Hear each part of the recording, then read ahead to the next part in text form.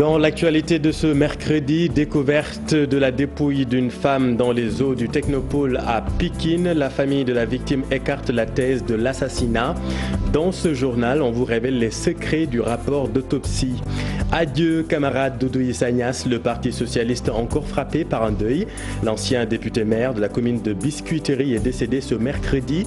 Doudou Issa Niasse, un socialiste convaincu, la levée du corps a eu lieu tout à l'heure. Il est inhumé au cimetière de Yarach.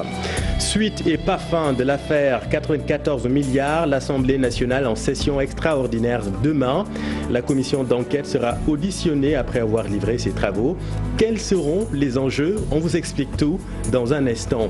L'actualité, c'est aussi ce frémissement du marché des télécoms. Avec l'arrivée de Free, la marque Trublion en France va-t-elle réussir à bousculer le marché au Sénégal? Comment les consommateurs sénégalais vont bénéficier du dynamisme de ce très rentable secteur des télécommunications? On vous en dit plus dans un instant.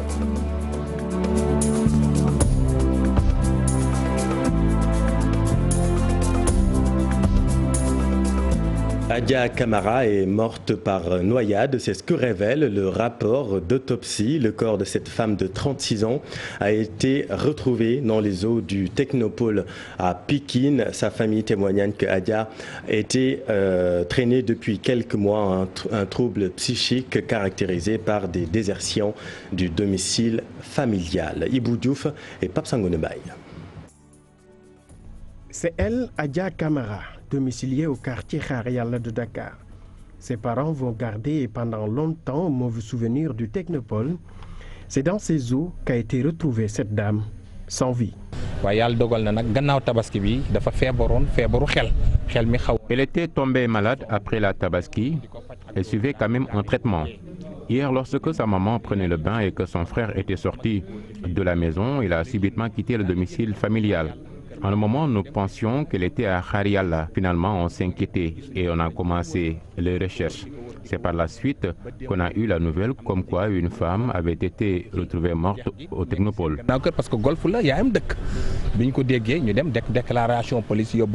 Sa famille, sous le choc, réfute certaines allégations faites dans la presse. Adiara n'a pas été agressée ni tuée par un individu. Elle n'a pas été agressée, mais elle était dépressive. Nous avons vu même les papiers de façon formelle à la police et avons même vu le corps. Donc, nous nous étonnons de tout ce qui a été dit sur cette affaire. La dame est originaire de Kaolack et maîtrisait bien son métier de coiffeuse. Adia Camara laisse derrière elle une bonne image. Elle était pieuse et avait même son salon de coiffure qu'elle avait ouvert avant la tabaski. En un moment, la dépression l'a fortement gagnée, abattue, et elle a préféré fermer le salon. Avec la mort de Adia Camara, une certaine vérité est rétablie sur sa disparition. Cette coiffeuse laisse derrière elle beaucoup d'orphelins, sa famille et ses clientes qui fréquentaient son salon au centre commercial de Cambérène. Merci Ibou. Il avait le socialisme chevillé au corps. Doudou Issa Niasse repose désormais au cimetière de Yarach. La levée du corps a réuni ses proches et sa famille socialiste. Les témoignages sont unanimes. Il était un homme de conviction. Mohamed Samb, Ababakar Camara. Par son parcours, par ses valeurs, mais aussi par son engagement, Doudou Issa Niasse était un homme hors norme. Ce sont là les témoignages des proches du défunt socialiste. C'est sous ces convictions que nous avons grandi. Il nous a fait aimer la politique, il nous a fait aimer le sport, il nous a éduqués pour avoir le sens de la famille, il nous a éduqués dans la solidarité. Un homme qui était généreux et de grande disponibilité. Et je pense que nous, socialistes, nous avons perdu. L'ancien maire de Biscuiterie était un homme de conviction, un rassembleur. Dans nos réunions, il avait l'habitude de calmer les gens. Il savait comment parler aux gens. Son expérience nous a beaucoup servi. Le décès de Doudou Issa Niasse, une grande perte pour le Parti socialiste. C'est dans une année très difficile et sombre pour nous. nous sommes en train de perdre un peu nos boucliers. Donc voilà, nous lui souhaitons vraiment un repos paradis et vraiment souhaitons du courage à sa famille, ses camarades, ses compagnons. À 85 ans, Doudou Issa Niasse tire sa révérence, un homme politique assermenté mais aussi un homme d'action averti. L'ancien cadre socialiste repose désormais au cimetière de Yarakh. Déjà orphelin de Ousmane Tanor Dieng, le Parti socialiste vient de perdre un frère convaincu du socialisme. L'année 2019 sera inoubliable pour le Parti socialiste, regrette le porte-parole des Verts, Abdoulaye Wilane. M. Doudou Issa Niasse était un camarade qui, depuis sa tendre jeunesse, au sein de MJPS, jusqu'au jour où il a tiré sa révérence à la faveur du décret divin pour aller se reposer éternellement, et nous le souhaitons au paradis, n'a jamais cessé de servir son pays et l'humain, l'être humain. Syndicaliste d'abord dans le secteur des banques et de la finance, puis responsable politique du Parti socialiste dans les instances de jeunesse du MJPS. Notre camarade Doudou Issa Niasse était un homme remarquable, un grand militant. Je voudrais d'ailleurs, au nom du Parti socialiste, présenter nos condoléances à l'Association des maires du Sénégal qui perd un des leurs. M. Doudou Issa Niasse a été un grand parlementaire qui a été aussi député au Parlement de la CEDEAO. C'est moi-même d'ailleurs qui l'ai remplacé au Parlement de la CEDEAO. C'est après la 12e législature, moi de la 13e législature, je continue en ce moment son mandat au niveau de la 4e législature du Parlement de la CEDEAO.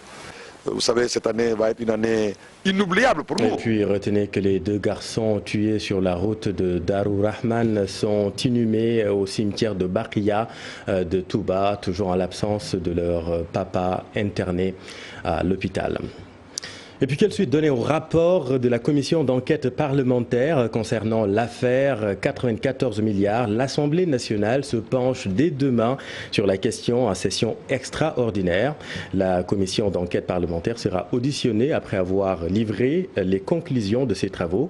Un autre point est inscrit à l'ordre du jour, la proposition de loi modifiant et complétant la loi organique portant règlement intérieur de l'Assemblée nationale. Ibrahim Khan. Le scandale supposé autour des 94 milliards de francs CFA en toile de fond de la session extraordinaire convoquée ce jeudi par l'Assemblée nationale. Un tournant peut-être décisif avant l'ouverture d'une information judiciaire pour lever un coin du voile dans cette affaire qui n'en finit pas de faire couler beaucoup d'encre. Déjà en août dernier, la commission d'enquête parlementaire, au terme de ses auditions, révélait n'avoir constaté aucun détournement dans cette affaire opposant Ousmane Sonko à l'ex-directeur des domaines Mamour Diallo sur le titre foncier 1451R. Conclusion que l'accusateur avait même qualifié de farce. Suite à la publication du rapport, Ousmane Sonko avait décidé d'attaquer la dite commission en justice, estimant qu'elle a violé le règlement intérieur de l'Assemblée nationale en divulguant des informations relatives à ses travaux. Ousmane Sonko, l'accusateur dans cette affaire pour rappel, est aussi mis en cause par Madiambal Diagne. Le journaliste l'accuse d'avoir des relations avec des parties prenantes dans cette procédure via les sociétés Atlas et Mercalex. Cette session extraordinaire sera-t-elle à même d'éclairer la lanterne des populations sur ce scandale supposé? Rien n'est moins sûr. À rappeler que l'Assemblée nationale fera d'une pierre deux coups, puisque l'autre point inscrit à l'ordre du jour concerne la proposition de loi modifiant et complétant la loi organique portant règlement intérieur de l'Assemblée nationale. Merci Ibrahima. Tigo fait sa mue et devient Free, une mutation qui témoigne du dynamisme du secteur des télécommunications au Sénégal. Les opérateurs rivalisent de stratégies marketing pour attirer et fidéliser une clientèle de plus en plus exigeante. Comment les Sénégalais peuvent tirer les marrons du feu de ce bouillonnement des services? Élément de réponse, Mambiram Diouf et Tierno Laurent Betty. Avec 4 MNO, les opérateurs de téléphonie classique, et 3 MVNO, mobiles virtuels, l'industrie des télécommunications au Sénégal se veut dynamique. Le consommateur, face à l'offre qui s'élargit, tient beaucoup compte d'éléments comme le réseau, le débit et le prix des produits. De là, la concurrence devient rude, mais doit être saine. Alors, c'est un win-win business. Chacun est gagnant. C'est-à-dire que si un nouvel opérateur arrive à baisser les tarifs de son offre, ça va forcément encourager les autres à également s'aligner quelque part. On est dans la loi de l'offre et de la demande. C'est un marché très compétitif. Sinon, on peut être vidé assez rapidement de ses souscripteurs. Il est fort à parier que l'arrivée de Free va créer peut-être une migration, ce qu'on appelle la portabilité. Beaucoup vont bouger de leur opérateur pour aller découvrir la nouvelle offre de chez Free. À entendre le président des SOS consommateurs, les complaintes des clients sont multiples, mais ils sont peu à le signaler formellement. De sorte que l'opérateur n'est pas officiellement saisi, ni le régulateur. Donc il faut que les gens améliorent leur système de réclamation en formalisant les réclamations qu'ils ont à effectuer. En tous les cas, tout le monde y tire profit, que ce soit le consommateur, les opérateurs et l'État. Cependant, il ne faut pas occulter le rôle que doit jouer le régulateur pour un secteur protégé et plus dynamique. On a toujours le sentiment que les consommateurs sont laissés à la merci des opérateurs. Et il faut qu'il y ait un effort plus important de la part du régulateur pour vraiment mettre de l'ordre. Il faut que le régulateur montre une présence beaucoup plus effective. L'économie numérique est importante parce que la Banque mondiale l'estime à dire qu'elle peut avoir un impact de 10% sur notre PIB. Donc si on réalise ce que le numérique peut apporter au Sénégal, parce que tout ça c'est dans le monde du numérique, les télécommunications, si on prend conscience de ce que ça peut nous apporter, tout le monde est gagnant. On parle de création de 35 000 emplois directs liés aux télécommunications d'ici à 2025. Le dynamisme du secteur des télécoms au Sénégal pour la création de richesses profitables à tous, en plaidoyer de SOS consommateurs. Et le Mambiram, la dématérialisation est en marche à la douane sénégalaise. C'est désormais via une plateforme que se feront les procédures de dédouanement, une informatisation qui va permettre de garantir la sécurité, l'authentification ainsi qu'une meilleure fiabilité. Maguette Souare Diallo et Lamine Mandian.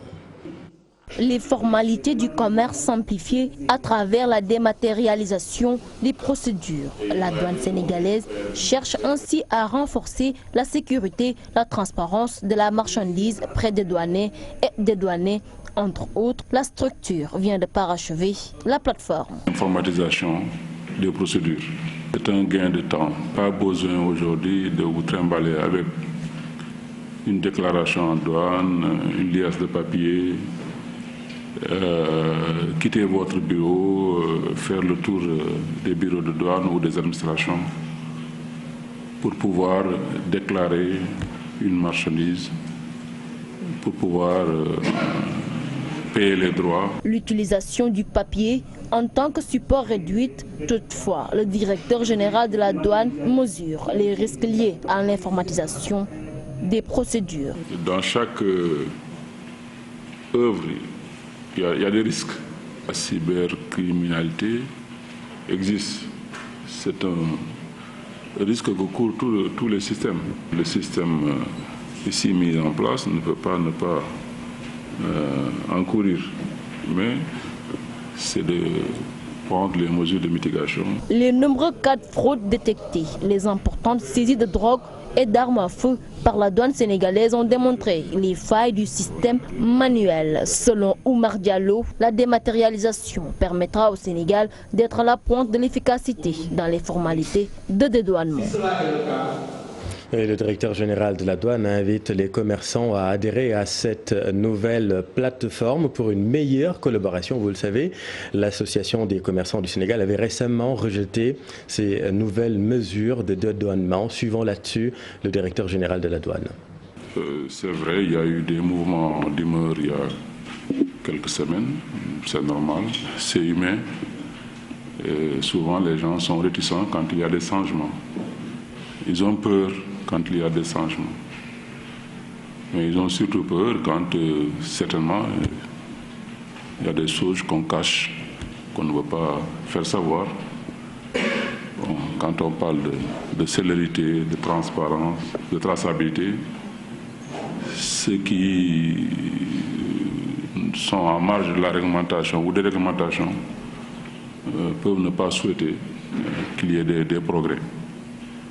Mais je pense que tout le pays y gagnerait. Et eux-mêmes, ils vont comprendre dans les jours à venir, dans les mois à venir, qu'ils ont tout intérêt à adhérer à ce projet. Nous ne sommes pas là pour créer des problèmes, que nous sommes là pour régler des problèmes. Les gens ont été informés, les gens ont été formés, les gens ont été consultés, ont participé, ont accompagné. Bon, mais il y aura toujours des gens qui ne voudront pas avancer d'un pas, ils resteront là où ils étaient. Et puis venons-en à cette grève illimitée des travailleurs du petit train bleu. Ils réclament 2 mois de salaire, mais déplorent également les difficultés auxquelles l'entreprise est confrontée. Ousseynou Cham et Ahmadou Bambasamba. 2 mois sans salaire, les agents du petit train bleu ont encore bloqué le trafic sur l'axe Thiès-Dakar. Avec la rentrée des classes qui se profile, ces pères de famille disent n'avoir plus le choix. Nous avons bloqué la voie ferrée entre Dakar et Thiès, empêchant du coup toute circulation de train dans ce tronçon. Donc ceci est dû, présentement nous sommes à 2 mois sans salaire. Donc ce qui est plus grave, l'État même ne nous a montré aucune volonté de pouvoir régler cette situation-là. Les travailleurs du PTB sont inquiets, surtout avec l'ouverture des classes, et vous savez aussi surtout ce qui attend comme obligation à un père de famille. Donc ce que nous avons noté, nous travailleurs du PTB, nous notons que l'État du Sénégal veut nous déshonorer, mais quand même nous comptons nous battre jusqu'à ce que solution soit trouvée. Ces travailleurs du petit train bleu déplorent également l'attitude de leur ministre de tutelle qui, à leur avis, ne se soucie pas des difficultés auxquelles ils sont confrontés. Nous constatons que M. Omarium, chargé, le ministre du Transport terrestre, depuis qu'il est arrivé à la tête de ce ministère, il n'a pas jugé nécessaire vraiment de nous recevoir. Donc il n'accorde aucun crédit aux travailleurs du PTB-SA. Donc pour vous dire vrai, nous ne comptons que sur notre lutte pour pouvoir trouver une solution rapide à nos problèmes. C'est pour là que ces trains-là, une fois garés sur la voie principale, nous comptons les faire bouger tant qu'il n'y a pas de solution au niveau du train de Balès. Telle est la situation présentement au niveau du PTB-SA. Ces travailleurs du petit train bleu qui ont décidé une grève illimitée promettent de poursuivre le combat jusqu'à satisfaction de leurs revendications.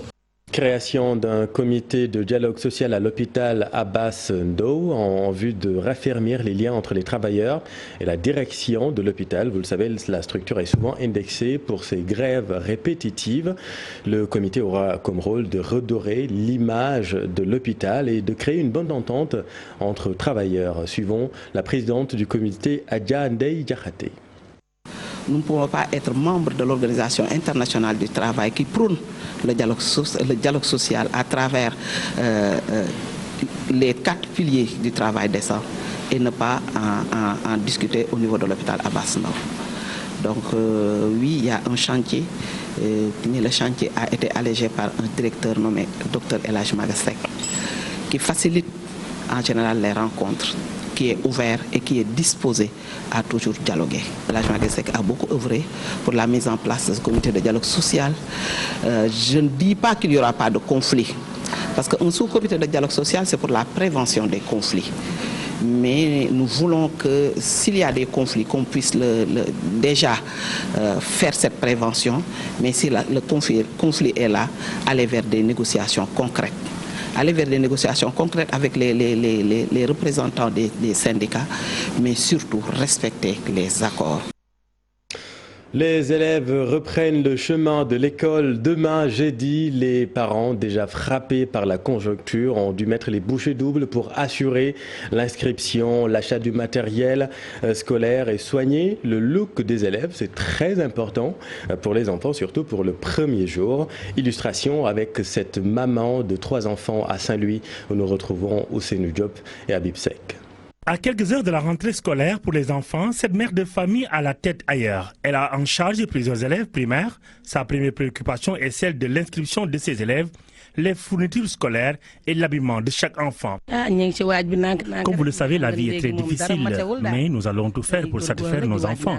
Nous sommes à quelques heures de l'ouverture des classes, mais on se débrouille. Actuellement, les préparatifs vont bon train. J'ai acheté juste quelques cahiers en attendant. Pour la rentrée, les enfants doivent s'habiller, mais elle a pris les devants pour acheter d'abord les habillements et ensuite quelques fournitures scolaires. Fournitures, assurer l'habillement des enfants, les inscrire et assurer les fournitures scolaires. Mais Dieu est grand, je vais faire le maximum pour assurer tout le matériel nécessaire. Pour cette mère de famille, c'est la période la plus difficile de l'année car chaque enfant a ses choix. Moi, je suis obligé d'avoir d'abord 1 à 2 habits pour les enfants et au fur et à mesure, je vais compléter. Pour les fournitures également, je vais faire doucement pour compléter. Ce n'est pas facile pour nous, les mères de famille. Aïda vit dans le quartier de Sankiaba à Saint-Louis. La pression monte dans sa petite famille, mais elle compte satisfaire toutes les demandes de ses fils. Les enfants doivent bien travailler à l'école. Nous sommes vraiment fatigués à cause des fournitures scolaires et les inscriptions. Je pense qu'il faut qu'ils redoublent d'efforts pour satisfaire les parents. Battante, la fille périt et son luxe et ses enfants seront bien servis pour la rentrée scolaire 2019-2020. Voilà, on va d'abord retrouver les habitudes, bon réveil et bonne rentrée à tous les élèves. Et puis ce cri de détresse des habitants de Mbam, leur commune fait face à un sérieux manque d'eau depuis maintenant 5 ans, ce qui a des conséquences sur les activités économiques de la zone selon les manifestants. Et c'est le forage de Mbam qui alimente depuis 1 an la commune de Foundiougne, ce qui provoque davantage une faible pression sur le réseau. Aminata Goudjabi et Fali Gaye. Nous voulons de l'eau, Mbam a soif, ont-ils scandé en CRR dans les rues de leur commune. Leur difficulté d'accès à l'eau date de 2014 avec la panne du forage de Tiaré qui les alimentait en eau. L'eau a cessé de couler dans les robinets de nos concessions depuis juin 2014, suite à l'arrêt du forage qui ravitaillait tous les villages de la commune de Mbam. Une crise de l'eau s'est depuis lors installée. La population a soif. Malgré les efforts des fils du terroir et des partenaires qui sont venus par des initiatives, notamment en creusant des puits traditionnels pour soulager les populations. Mbam est une population de 15 000 habitants répartis dans 8 villages et seules 2 bornes-fontaines sont installées dans chacun de ces villages. Insuffisance selon Djegan Tiaré qui évoque d'autres raisons de cette pénurie d'eau. En 2017, l'espoir était permis avec le projet de construction d'un forage. Malheureusement, à 2 semaines seulement de la fin de la construction du château d'eau, le liquide précieux, tant espéré, était devenu saumâtre. En 2018, un autre projet a été réalisé à Passimbiteyenne, avec un branchement du forage de Mbam. Mais l'espoir n'a été que de courte durée. Les populations sont encore plus stupéfaites du fait que le forage alimente correctement la commune voisine de Foundiougne avec un branchement direct dans les robinets domestiques. Éprouvons énormément la peine. Résultat, les femmes et les jeunes font des kilomètres pour avoir de l'eau. 5 heures du matin,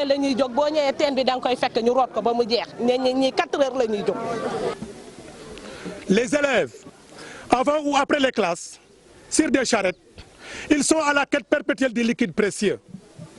Ils sont ainsi amputés d'heures d'études et d'apprentissage, ce qui répercute négativement sur les résultats scolaires. Les habitants d'Mbam ont organisé une marche pacifique pour, selon eux, pousser les autorités à trouver une solution à ce problème qui perdure.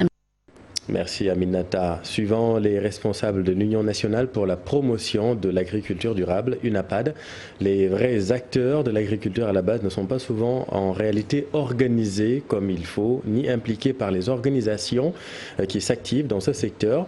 En installant ses antennes régionales, l'UNAPAD a promis de corriger ses impairs. Voyons tout cela avec Ibrahim Adjamé et Falikaï. L'UNAPAD vient allonger la liste des organisations s'intéressant au secteur agricole. Selon Sadibou Sissé, coordonnateur national de l'Union, beaucoup d'organismes sont là, mais l'implication des acteurs à la base laisse à désirer.